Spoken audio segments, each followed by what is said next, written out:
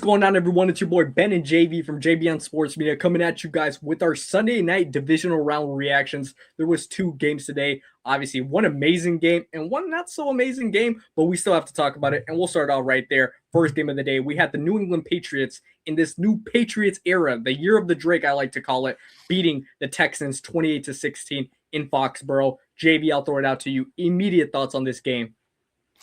8 total turnovers. I mean, I didn't expect that, to be honest with you. Obviously, the conditions there were, not the best, but I did not expect 8 total turnovers. 5 by Houston, 3 by New England. New England was 3 of 14 on third down in this game. So the fact that they won this game by 12, you wouldn't think that they only converted 3 first down plays on third down. Right. Usually in a playoff game, you got to be a little bit better on third down, but they were able to weather that storm. CJ Stroud, I got to say this. He looked completely lost sometimes offensively. Some of the throws he was making were, I mean, me and you were going back and forth via text. And we're like, what kind of throw was that? I mean, I feel like I did that 6 or 7 times, not for nothing. And the 4 picks, you can't have 4 picks in a playoff game. It's just not going to work. I don't care where you're playing. You can be playing in your backyard, your own backyard. It doesn't matter. You're not going to win a lot of football games. So do that on the road. You're just making it harder for yourself to win a football game. So, not for nothing, obviously. There was a couple of plays where I think the game actually was altered. One of those plays being that illegal motion on third down in the beginning of the game in the first half, where the Texans actually tied it on a touchdown, but it got called back due to a double illegal motion. 2 guys that were in illegal motion causing a 5-yard penalty. Obviously, Houston can't convert. They kick a field goal, and that, to me, really set the tone. It saved a touchdown. It took a touchdown off the board. And it only was, resulting in 3 points. So I think that was something that was huge. And obviously, like I said, the 4 turnovers, you can't be a star quarterback in this league and amass 4 turnovers in a playoff game and expect to advance. So, I mean, that's literally the reason why the Patriots are advancing and Houston's not, is because of the turnover battle. And look, they turned the ball over themselves 3 times, but they were able to force 5. So when you force more turnovers, you probably win the game, and that's exactly what happened here, bro. New England was just a little bit more disciplined and they were able to win. Yeah, and if you guys remember the divisional round prediction show we had with Louis, I mentioned it. Yes, the Patriots defense doesn't have a lot of household names, but these guys are dogs. They have some studs on defense all around. And Gonzalez had a big game. Obviously, I know one of their cornerbacks also got hurt. Carlton, I believe he got hurt, but he had a huge game. I think he had 2 picks, I believe.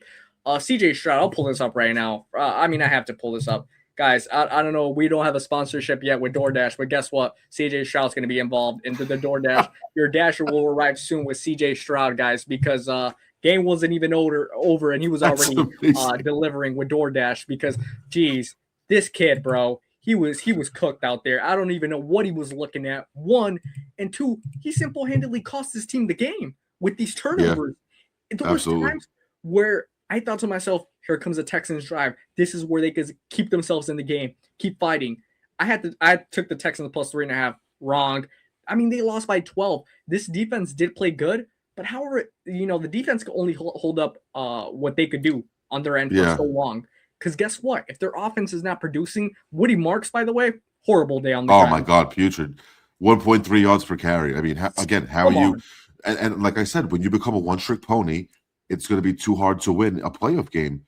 And it put a lot of pressure on Stroud to make throws that he just couldn't make, and he was forcing throws into coverage with safeties over the top. I mean, he threw that 1 pick in the third quarter. It was just like, what were you not looking at the same coverage that everybody else is looking at? I mean, like, you literally threw a ball with a safety help over the top, and it was about 5 to 6 yards from your receiver. So I mean, you're not helping anybody out except the other team. So he's got to be a way more detailed oriented in his decision making. It's got to be better, and DeMeco Ryans gonna have to work on that with him next year. Yeah, and one thing I like to credit Drake May, yes, he did have his fair share of turnovers. He has trouble. He has a lot of fumbles going out his way. I mean, he drops. He gets himself in. As soon as he drops back, I was fearing Will Anderson or Danielle Hunter was going to get to him. A few times that did happen in the game, but regardless how you say it or how you put it, Drake May had some incredible touchdown passes in this game to Stephon Diggs, I believe to Demario Douglas, and the last one to Kayshon Boutte, which was an absolute dime. He dimed it, and then Boutte with the one hand, man, I mean, what's his name? Stingley couldn't do nothing about that right there. No, Nothing and about that the whatsoever. one to Douglas, was on fourth down. You can't let that Yep, happen 4th either. and 2, I believe it was. It was 4th and 2. All right. You give up 3 yards and they get the first down. Okay, whatever. They beat you there, but you can't give up a touchdown on 4th and 2. Can't. You got to you got to try to limit the damage there, and that was another huge play in that game that Drake May was able to come through for his team there. And like I said, they didn't produce really on third down. They were 3 for 14, and they also had 13 first downs, which I think was about 3 less than what the Texans had. So it's just amazing to me when you look at the stats on paper to see how some of these numbers actually played out, and that the fact that the Patriots won this game by 12 is staggering to me. And like I said previously, not a lot of household names on that Patriots defense, but the fact that they caused CJ Stroud hell in this game, Carlton Davis, Christian Gonzalez, man, if those two are locked in and they have to face Jarrett Stidham and the Broncos next week, I mean, we're not going to preview and go into our predictions yet. By the way, guys, there's not going to be a lot of people picking the Broncos next week on this show. No, Hate to break it to you not. guys. I think this new Patriots era is way advanced. I saw Robert Kraft. I kept thinking during this game, wow, Robert Kraft potentially will see his team go to the Super Bowl and compete for a 7th championship while he's the owner of this team. It's absolutely insane. But this is the new era of the New England Patriots. And yes, it kind of reminds me of certain Brady teams. You know what this team reminds me of? I could be wrong. I wasn't even born, if I could be honest. But it kind of reminds me of the 01 Patriots when, if you think about it for real, and I'll put the breakdown like this. If they make it to the Super Bowl, they won't be favorited against the Rams. They will not be favorited against the Seahawks. They won't be favorited against either teams. Kind of in the same way that the Patriots, they weren't favorited against the Rams in that 01 Super Bowl. Let's be honest. They were, I think, big time dogs in that Super Bowl. They were. And wound up winning that game by 3. It is. And not for nothing, Drake May, it's only this. Is it his second full season? Am I correct? His first full season. So it's his first full season in the NFL. Oh, that's right, because he was hurt, I believe, last year. Jacoby Brissett had started last year. Yes. So there you go. So this is basically got Tom Brady written all over it. It was Tom Brady's first full season. He takes off for Bledsoe due to injury and leads them to a Super Bowl win against the Rams, obviously, in one of the better Super Bowl games that we've seen, with that last-second kick by Vinatieri to cap it off. So this is like almost history. Like, it's repeating itself, literally, with Kraft still behind the controls, putting his fingerprint on this team. But I got to give it to Mike Vrabel, man. He has done a hell of a job coaching this football team. And not for nothing, with some of the teams that he had in Tennessee that really didn't have the most talent, he did get a lot out of those teams. I mean, there were a lot of years that the Titans really produced a lot, and they you would see them on paper and it would be like, this team is not that good. And then he would get the most out of that team. And they were always defensively very good teams, and they did enough offensively just to get by. And I got to say, he's doing a hell of a job there in his first year as head coach. AFC Championship appearance. Like I said, congrats to the Patriots. I think this was a great win. And I know, Mike, I went back to watch our episode, and I got 2 things from it. Mike said, will they make us eat our words right here in this episode? Fraud check with their schedule. I think you have to. If you look at the defense that they just faced and put 28 points against them, I mean, you got to give them tip the cap. And, they move on to the AFC Championship game in Denver, where they're the favorites right now. I think Denver is plus 200 if the last time I saw, which, I mean, obviously that's because of the Bo Nix injury. But wow, breaking that, I mean, I just wonder how Sean Payton's going to have, some magic tricks in that game. How is he going to keep them involved? Because that Pats defense is no joke, guys. It's no joke. No. And they can't be complacent. They're going to have to be aggressive at some points, bro. I mean, if you're going to win the game, you can't be dinking and dunking the whole game thinking it's going to work. You're going to have to try to get downfield, especially if the run game is kind of held at bay. So I'm really interested to see how Peyton's going to do with the play calling next week against this Patriots defense. And I'll give a shout out to your bro, actually, because your bro yesterday, I believe you had texted or called. You were like that your bro had told you that don't be surprised if the Patriots are representing the AFC in the Super Bowl, should I say. It's guess the truth. What's going to happen? I think it's going to happen. Yeah, me too. I mean, all roads lead that way. I mean, how confident would you be going up against a Jarrett Stidham? I'd be pretty confident. And if I knew that my team could play defense at a pretty decent rate, you know what I mean? So their defense looks really good right now. I mean, 16 points in a playoff game, that's pretty good, especially with the pressure they were putting on CJ Stroud. I mean, Stroud looked like he was pressured a lot of the time today. So like I said, you got to give a tip of the hat, and they're going to be ferocious next week too. I think they're going to come after Stidham. I think they're going to try to blitz the hell out of him. Really, I think They the are. most pressure you put, the more pressure you put on this guy, the better. Honestly, you don't want him comfortable in the pocket, and I think Mike Vrabel's going to have some stuff dialed up next week. You're absolutely right. Um, it's just crazy how quick that their retool, I guess. I mean, obviously the Mac Jones era, that was crap. Now the Drake era, it's so fascinating how quickly it has gone. You look at some, not trying to throw shade, but some other teams in the AFC East that can't really get the quarterback situation situated. And you see what's going on in New England again within the span of, I don't know, 7 years since Brady left, 6 years technically. And they're back to the AFC Championship game. It's insane. I It's can't wild. fathom that. It's wild, and like I said, you got to give a tip of the hat to that whole organization, in its entirety. The way they draft, the way they develop players. So I'm really not surprised, honestly. I think this is just a kudos, and it's just a kudos to that organization, and they do things the right way, and they just get lucky, I guess, with how they prepare, and how they go about developing these guys. So I guess Drake May's in a good system, so it's good for him to see that he's one win away from getting this team to the Super Bowl. Drake May potentially in a Super Bowl before Josh Allen or Lamar or Herbert. Crazy, insane. Think about it. Think about it. All right, we'll move on to the second game of the night, the most thrilling game of the night, to say the least. And by God, the most joy I've gotten in a week. The Chicago Bears fall with Caleb Williams, 3 interceptions, the costly interception at the end to the LA Rams, 20-17. The Rams move on to Seattle. Sunday Night Football. What a clash that's going to be. We'll get into that later, but obviously we'll get into this game. Rams win 20-17. JB, thoughts on the final from Soldier Field? Listen, the Rams were a well-balanced offense today. They didn't turn the ball over. They had 370 yards of total offense. Listen, Stafford didn't throw a touchdown, but he didn't throw a pick, so that's good. I mean, as long as you're protecting the football, that's what you want to see. They ran the football effectively, 112 yards on the ground, which is pretty good against this Bears defense, which has shown that they can blow up the run game a lot. So that was really convincing for me. That this team, like I said, they didn't have to throw a touchdown pass, but they were able to scrape out a win. They could have lost this game. I mean, especially in overtime. Caleb Williams, like I said, if you're going to be the reason your team is making the big mistakes, you're not going to win. When it comes directly from the quarterback, it's so tough to win a football game. And when you throw 3 interceptions in a playoff game at home against a team with the level of talent that the Rams have, especially on the defensive side of the ball, it's going to be so tough. You're giving Sean McVay opportunities to just run out there and keep the offense on the field. That's not good.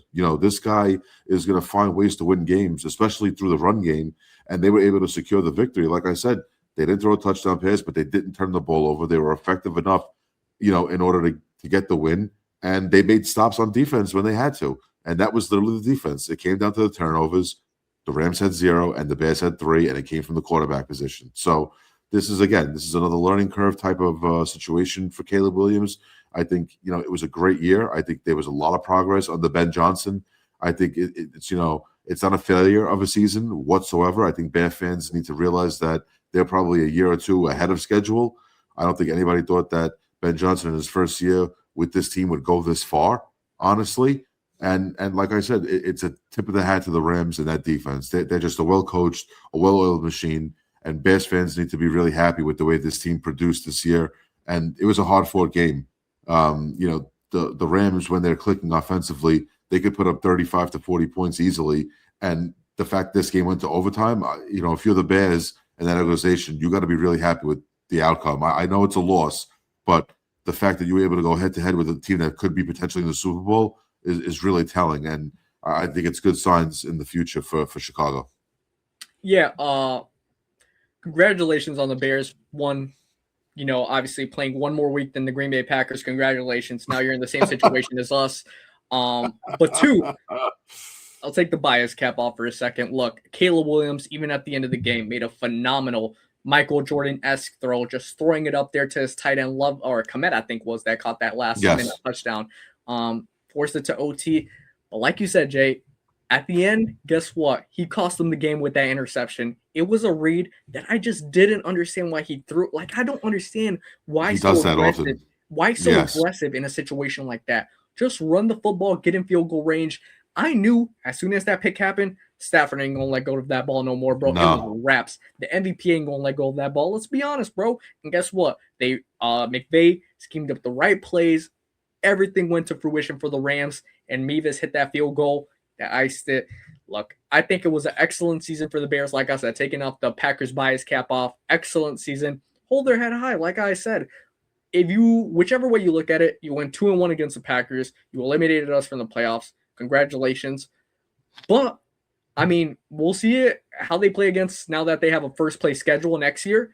Look, I wouldn't say, listen to what Dan Campbell said a few years ago when they faced the Niners in the NFC Championship game. You never know. Once you get here, if you get another shot, another opportunity. You guys had a pretty good run, a divisional run. Yeah. Who knows if you guys get that opportunity again? It's true, because this league is so tough, and everybody gets better and better every year, and you have to make adjustments too. You can't be a one-trick pony in this league. You have to make adjustments each year because teams get better. And going back to the Bears, they put up 417 yards of offense. They weren't slouches. The turnovers is what killed them. Yep. And like you said, you made a great point. There's sometimes that Caleb Williams tries to do too much, and he doesn't have to do too much. He just has to do what his job for that play is asking him to do. And I think he just tries to put too much. I think he puts too much pressure on himself to have to make every single play and not just the play that's in front of him. I think he has a notion in his head where a play has to go and a certain play has to be, and sometimes that doesn't happen, and he has to make adjustments. He has to understand that sometimes a play isn't going to be the way it is and the way they draw it up, and he has to make adjustments and make smarter plays. You can't have 3 turnovers in a playoff game against a team like this, against anybody, really. It doesn't matter what the experience level is, but I will say when you have a team that was poised to go to the Super Bowl from the beginning of the year, the Rams were talked about as the top 5 team going to the Super Bowl to represent the NFC, you can't turn the ball over the way you did, especially in overtime. You have to be methodical and detail-oriented, and you have to protect the football and do the right things with the football. And I think Ben Johnson and company are going to take this as a learning experience and take that to next year. So, like I said, Chicago, I think the fans should really understand that this team is going to be a top 5 team next year again in the NFC, and I think it's only good signs from here on out for Chicago. Yeah, and I think, like I said, for Bears fans out there, no trolling aside, I think you guys have to look forward to next year because I think you guys are going to add more through the draft, add more through free agency possibly. And Ben Johnson had a phenomenal rookie year as a head coach. I'll say that. And, he's going to get Coach of the Year votes. But at the end of the day, McVay and LaFleur are in the same tree. Mike LaFleur is under the Rams staff. LaFleur's brother. We weren't going to lose this game. Oh, yeah, that's right. The Rams weren't going to lose this game. I hope you guys know that. And while you guys are, whatever you guys are doing, sipping on whiskey tonight, sipping on Hennessy, whatever you guys are sipping on tonight, Bears fans, cry tonight. Because guess what? It's not going to be easy tonight, just like it wasn't easy for me last week. And now that you guys are over there, a little bit sad, a little bit unfortunate. Guess what? You guys need one of these. You guys don't have one of these. So flex the ring. We got breaking news, an alert from CJ Stroud and Caleb Williams. See you in Cancun. That's see you right. in Cancun tomorrow. Join us tomorrow in Cancun because they might be both out the league. And not for nothing. I think CJ Stroud needs to pay for his whole team to go to Cancun after the way he played. Absolutely. I think everything should be on him. Caleb, dinner, drinks, the hotel, everything. It should be on CJ Stroud's card. Yeah, and and like I said, for the Rams more so, and now they have the trilogy against Seattle. I'm super excited for that game, if I could be quite honest. I think that Stafford versus Darnold, I really hope that Darnold gets to heal up this week, heal up that oblique, get everything going, because that's going to be a matchup for the ages. Those 2 first matchups between the Seahawks and Rams were amazing, and I think this matchup right here is going to be absolutely phenomenal. It's going to be all about quarterback. It's going to be quarterback play. That's all it's coming down to, honestly. Exactly. I will say, though, the Rams can't play like today and expect to beat the Seahawks next week. They cannot. No. That's a great point. They cannot. With the way Seattle looked against, San Francisco, there's no way you're going to be able to play like that and think you're going to win a football game. That game will be over by halftime if they're going to play the way they did. If Seattle's going to play the way they did against the Niners and the Rams are going to come out flat like that, no, I don't care how good LA's been all year. You cannot come out flat like that against that CO team. They are extremely well coached as well.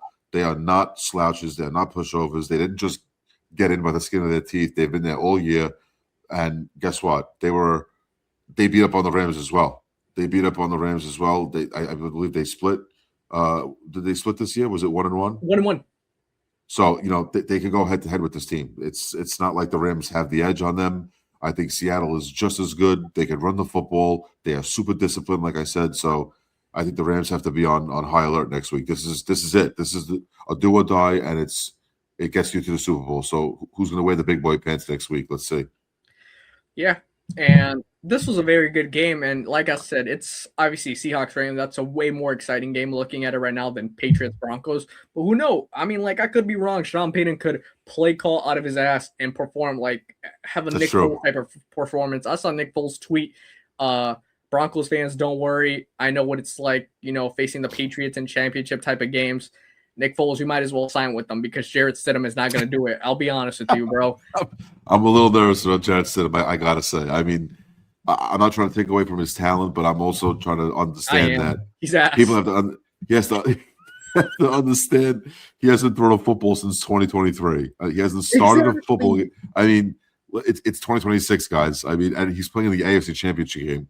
This is not like it's a Week 9 matchup where he's filling in, and it's just getting you through a week. This is the biggest week of your season besides the Super Bowl. So, it's definitely it's got to be concerning that this guy's your quarterback right now. I have a Broncos friend that I know. He texted me. He was like, "Are we sure that we can't cancel the Bonick surgery and just give him a cortisone shot?" And I was like, "I don't think it works like that, bro. I'm sorry. Maybe wrap it up if you want." It really is crazy how that happened. I mean, the second to last play in overtime, and this guy breaks his ankle. No, I mean, did you notice it? I didn't notice it. I didn't think anything was wrong. He walked. I saw the replay after the game. I saw it. Then, me too. So, it's tough. Me too. I was like, he still broke his ankle on this play. I'm like, I can't even believe that this is actually a thing.